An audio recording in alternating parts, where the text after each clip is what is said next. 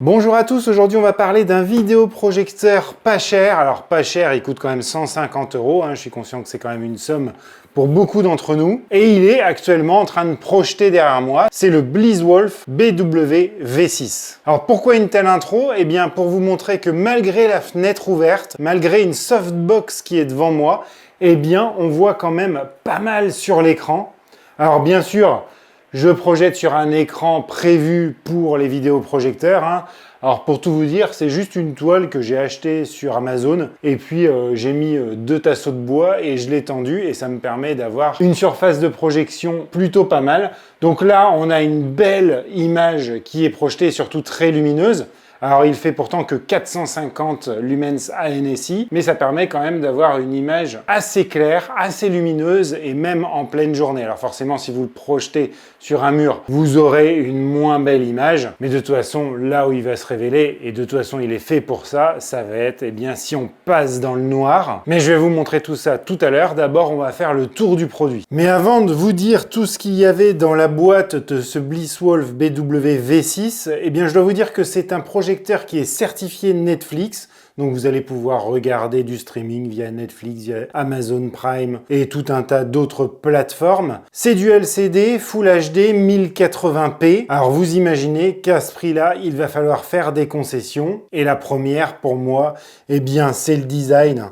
Franchement, c'est d'un autre temps. On dirait un petit peu le projecteur de Janine de la Compta dans les réunions de boulot. Dans la boîte de celui-ci, eh bien, on avait une notice. Bon, franchement, c'est un vidéoprojecteur, il n'y a pas trop de difficultés. Elle est en français. Vous avez un câble HDMI qui est fourni, un câble jack vers RCA, eh bien, pour brancher vos périphériques anciens. Et surtout, ce qui est intéressant, c'est cette télécommande, alors qui n'est pas une télécommande Bluetooth, c'est une télécommande infrarouge, mais elle est un petit peu plus évoluée que les télécommandes qu'on a l'habitude de voir sur ce genre d'appareil. Alors, je vous ai dit qu'elle était infrarouge. Oui, ça pourrait poser problème si on ne le pointe pas bien, mais là, l'avantage, c'est qu'on a 2 récepteurs infrarouges, un ici et un derrière ici. Donc que vous soyez devant ou derrière le vidéoprojecteur, eh bien, vous pourrez le piloter. Mais si on regarde notre vidéoprojecteur en détail, on se rend compte que dessus ici, on a des boutons de fonction que très honnêtement, vous n'allez pas utiliser puisque vous avez la télécommande qui fonctionne bien. On a sur le côté un port jack pour y brancher des écouteurs ou un système audio externe, le port jack AV, 2 ports USB, vous allez pouvoir mettre par exemple un média ou brancher pourquoi pas un clavier, une souris, et puis un seul port HDMI. On a ici le cache pour la lentille, alors qui a une durée de vie entre 30 000 et 50 000 heures. On va retrouver ici une extraction d'air, ici aussi. Ici, on a un haut-parleur. Alors attention, sur la fiche technique, on nous dit qu'il est Dolby. Bon, avec un haut-parleur, ça va être compliqué quand même, mais bon, on va voir le rendu sonore tout à l'heure. Et sur le dessous, eh bien, vous avez 4 pieds antidérapants qui font bien leur boulot. Et ici, un petit pied de réglage pour lui donner une certaine inclinaison. Et vous pouvez l'enlever complètement et ça vous donne un pas de vis où vous allez pouvoir l'installer sur un trépied comme ce que je vous ai montré en début de vidéo. Et une autre grosse concession à faire, mais je pense que vous l'avez remarqué dès le début, eh bien le trapèze est réglable manuellement. Alors quand je parle de trapèze, c'est juste l'inclinaison par rapport à la surface projetée. C'est-à-dire que si vous lui donnez de l'angle comme ça aura tendance à déformer votre image comme ça en trapèze. Et bien grâce à ça, vous allez pouvoir le régler. Alors c'est pas du tout numérique, c'est mécanique. Et après vous avez le focus ici qui est lui aussi manuel. On va en reparler tout à l'heure. Au niveau de sa taille, il est quand même assez imposant, même s'il n'est pas très haut. Il fait 242 mm de largeur sur 196 mm de profondeur sur 94 mm d'épaisseur. Et tout ça, ça va tourner grâce à une puce Mediatek MTK 9266, 4 cœurs. Et la puce graphique, ça va être une Mali G31. Allez, ce que je vous propose, c'est de le réinstaller, de projeter et on regarde comment il fonctionne. Et voilà, là, comme vous pouvez le voir, je viens de l'installer, donc on est dans le noir complet. Le trapèze n'est pas du tout bon, donc il va falloir que je règle le keystone. Alors, je peux le régler de 15 degrés. Voilà, là, on est plutôt pas mal. Et après, il faut que je règle mon focus, toujours par la petite molette. Et déjà, ce que je peux reprocher tout de suite, hein, c'est que, alors comme je marche, ça bouge un peu, je suis désolé, c'est avec le parquet. Le milieu ici, le focus est parfait, hein, c'est moi qui l'ai réglé. Et on voit que sur les bords, eh bien, le focus est beaucoup moins parfait. Donc ça, c'est un petit peu le reproche que j'ai à lui faire. Bon, après, quand vous regardez un film, vous vous en rendez pas forcément compte, mais si vous regardez par exemple un texte, eh bien là, vous pourriez être quand même un petit peu gêné. Donc, on va utiliser la télécommande et on va regarder déjà les réglages qu'on a. Vous pouvez choisir la source d'entrée. Au niveau de l'image, vous allez pouvoir gérer la luminosité, le contraste, la saturation, la teinte, l'acuité, le gamma. Et vous avez des couleurs qui sont déjà préinstallées. Donc vous voyez, là, vous avez standard, chaleureuse, utilisateur. Bon, on voit franchement pas trop de différence. Vous avez l'audio ici. Donc vous pouvez régler les basses et les aigus, donc c'est très mal traduit, hein, mais c'est les aigus. Vous avez des styles qui sont prédéfinis, standard, vif, sport, film, musique, nouvelle, donc ça on regardera ça tout à l'heure. Vous avez aussi le mode de sortie au niveau du son, hein, donc soit auto, et sinon bah, vous pouvez choisir PCM, Dolby ou Dolby Digital Plus. Bon, sur un haut-parleur, on va voir ça tout à l'heure, mais prévoyez quand même de mettre des enceintes branchées derrière en jack par exemple. Enfin, je dis jack, mais vous avez aussi un mode Bluetooth. Alors là, je n'ai pas trouvé l'information de savoir en quel type de Bluetooth c'est. Je pense que si c'est pas marqué, c'est du Bluetooth 4, donc ne comptez pas là-dessus pour mettre des enceintes externes, puisque vous aurez trop un délai de latence. Je vous dis ça parce que j'ai testé auparavant et il y avait quelques millisecondes d'écart, mais c'est hyper gênant quand vous regardez un film et puis que le son ne coïncide pas avec les mouvements de la bouche. Là, ça va être plus si vous voulez brancher un clavier Bluetooth, une souris Bluetooth, bon bah là, ça peut le faire. Vous avez le réseau, donc là, c'est important, vous allez pouvoir vous brancher au Wi-Fi 2,4 ou 5 GHz de votre box, hein, c'est un dual band, donc ça, c'est quand même pas mal. Vous avez après le mode de projection, et puis ici, vous avez mise au point, donc je me suis dit, oh super, il y a une mise au point quand même numérique, absolument pas. Ça ne marche pas, je pense que c'est un OS qui est commun à plusieurs projecteurs, et d'ailleurs j'en suis sûr puisque j'ai eu déjà cet OS là sur d'autres projecteurs que j'ai testés sur la chaîne. Et donc voilà, donc ça sert strictement à rien. Et puis après, ici dans à propos d'eux, eh bien vous avez juste des informations comme la température de l'appareil. Alors je peux vous dire que l'appareil chauffe beaucoup, et donc du coup, eh bien on a les ventilateurs qui tournent absolument tout le temps. Et un point quand même assez négatif, c'est que eh bien, les ventilateurs font quand même beaucoup de bruit. Donc si vous me regardez un film avec le son très élevé, c'est pas très grave. Mais là, à l'arrêt comme ça, je vais vous faire écouter, c'est assez fort. Hein. Ah, c'est quand même vachement gênant. Hein. Et en plus, comme il chauffe beaucoup, eh bien, ça a tendance à vite chauffer votre pièce. Hein. Et alors, on est sur une technologie LCD, donc forcément, ça consomme pas mal de courant. J'ai fait les tests, on est tout le temps entre 150 et 180 watts en continu, donc c'est quand même une consommation énergétique qui est conséquente. Et puis après, eh bien, on a l'OS en lui-même, comme je vous ai dit, qui est basé sur Linux. Vous avez Netflix, YouTube, Prime Video d'installer. Vous avez Plex également. Ils sont fonctionnels, donc ça, c'est pas mal, parce qu'on a testé des projecteurs où les versions d'installer ne correspondaient pas à la France. Bon, bah là, c'est pas le cas. Vous avez aussi un navigateur Internet. On va aller dessus. On va aller, par exemple, sur une page Wikipédia. Et comme vous pouvez le voir, ce que je vous parlais tout à l'heure, ici, on voit très bien ce qui est écrit.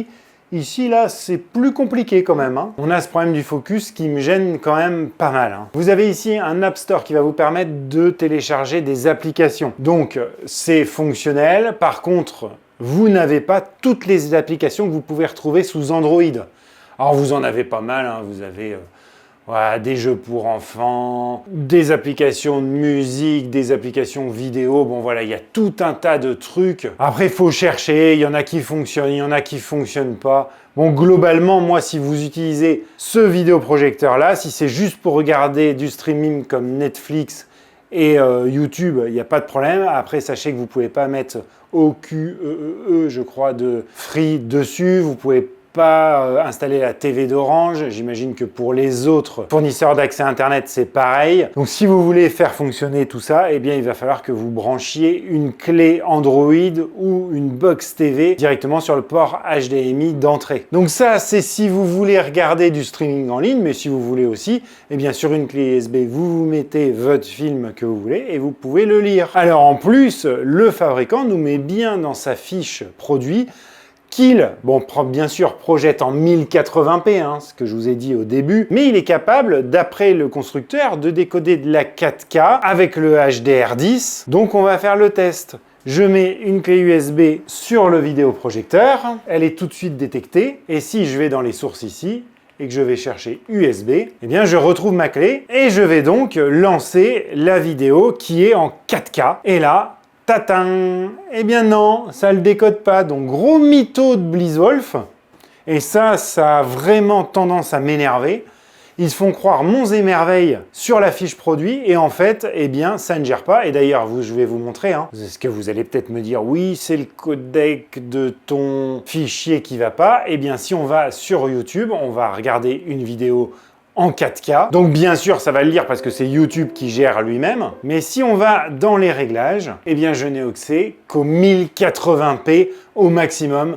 Donc je le redis, c'est un gros mytho et pour moi c'est de l'escroquerie. Donc franchement, ça a le don de m'énerver parce qu'en lui-même, c'est pas un mauvais vidéoprojecteur. Donc je vois pas pourquoi ils vont dire ça. Mais au-delà de ça, hein, voilà, vous pouvez voir quand même que l'image est quand même très belle. On a un bon contraste de 1500 pour 1. En plus, on a une bonne dimension puisque vous allez pouvoir projeter en mettant votre vidéoprojecteur à une distance du mur entre 80 cm et 3 mètres. Et si vous êtes à 80 cm, eh bien, vous allez projeter une image de 68 cm de diagonale, donc 27 pouces. Et si vous êtes à 3 mètres, eh bien là, vous aurez une image de 200 pouces, donc 508 cm. Bon, bien sûr, plus vous allez vous éloigner de votre support de projection, moins l'image va être lumineuse, moins elle va être nette, puisqu'on est quand même qu'en 1080p. Mais je vais vous montrer quand même que Netflix, ça fonctionne. Je peux pas vous en mettre plus parce qu'après, je vais avoir des problèmes avec YouTube. Maintenant, ce qu'on va regarder, c'est au niveau du son, puisque il nous annonce un son qui est vachement bien. Eh bien, on va regarder ce qui sort de ce petit haut-parleur de 5 watts qui est derrière.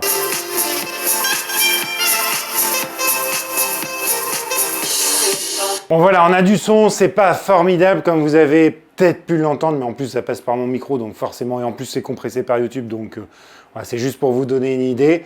On a un son qui est assez fort quand même, qui couvre le bruit du ventilateur, donc ça c'est une bonne chose. Mais voilà, il n'y a pas de basse, il n'y a rien du tout, donc vous n'allez pas écouter de la musique dessus. Maintenant, ce qu'on va regarder, eh bien, c'est si on entend bien les dialogues. Donc on va regarder une vidéo de ma chaîne, comme ça je ne serai pas embêté. Et vous voyez, là, quand je suis en train de naviguer, je pointe même pas vers le vidéoprojecteur avec la télécommande. Et c'est celui-ci, c'est un réveil qui a une fonction en plus qui est sur le dessus ici. Voilà, comme vous avez vu, franchement, le son pour de la voix est plutôt pas mal. Et au niveau des jeux, je viens de brancher la Switch dessus. On va regarder s'il est possible de jouer, même si, bon, la Switch pour jouer, pas le top. L'objectif de ce test, c'est juste de voir s'il y a un gros délai de latence entre la commande que je vais faire et l'affichage. Alors le vidéoprojecteur est capable d'afficher en 16/9 ou en 4/3. Non, ça va. Alors oui, pour un jeu comme ça va amplement. Après, si vous voulez faire du jeu compétitif dessus, forcément, ça sera pas terrible. Mais là, franchement, Mario, c'est impeccable. Et pour conclure sur ce BlizzWolf BW V6, alors j'avais testé il y a quelques temps sur la chaîne un appareil de cette marque, un vidéoprojecteur qui coûtait que 80 €. Donc là, forcément, c'était plus facile de lui passer des choses, même si, on est d'accord, 150 balles pour un vidéoprojecteur, faut pas s'attendre à des miracles. Quoique, j'en ai testé sur la chaîne qui avait des fonctionnalités sympas et qui avait vraiment une qualité pas mal. Je pense par exemple au Zimmer, que j'avais testé il n'y a pas si longtemps que ça, qui m'avait bien plu. Là, il y a quelque chose quand même qui a du mal à passer, c'est le mensonge sur la fiche produit au niveau de la prise en charge de la 4K HDR10. Eh bien, c'est pas vrai, et ça me gêne beaucoup. Après, c'est compensé par la qualité de l'image, que comme vous l'avez vu, alors je sais pas si vous vous en rendez compte, parce que c'est pris par ma caméra, mais l'image est vraiment bonne, avec un bon contraste, une bonne luminosité. On regrettera quand même le petit flou de focus sur tout le pourtour de l'image, qui peut gêner quand on veut regarder des textes, mais dans les films, ça gêne pas plus que ça. Le focus et le trapèze mécanique, voilà, c'est une concession qu'il faut faire. Par contre, ce qui est vraiment gênant et ce qui va être rédhibitoire pour beaucoup de monde, c'est le fait du ventilateur qui est assez bruyant. Et en plus, un appareil qui chauffe très très fort, hein. Voilà, bah écoutez, j'espère vous avoir donné les inconvénients et les atouts de ce produit. N'hésitez pas à me dire en commentaire ce que vous en pensez, ou si vous avez des questions auxquelles j'ai pas répondu pendant la vidéo. Je vous remercie d'avoir regardé la vidéo jusqu'au bout. Si elle vous a plu, un petit pouce bleu. Et moi je vous dis à très bientôt sur Vintech pour de nouveaux tests domotique et tech. Allez, ciao!